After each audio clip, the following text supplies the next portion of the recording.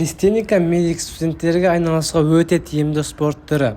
Калистеника дегеніміз өз салмағымен тренировка жасау дегенді білдіреді.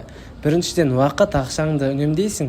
Екіншіден, тренировка істейтін жер іздеп керек емес, тегіс жер болса болды, тренировка жасай бересің. Біз медик студенттер көп сабақ оқығандықтан, аз қозғалғандықтан тренировка жасамасақ, бұлшықеттеріміз ақырындап атрофияға ұшырап кетуі мүмкін. Оны болдырмау үшін тренировка жасап көп қозғалуымыз керек. Неше түрлі бағыты бар калистениканың.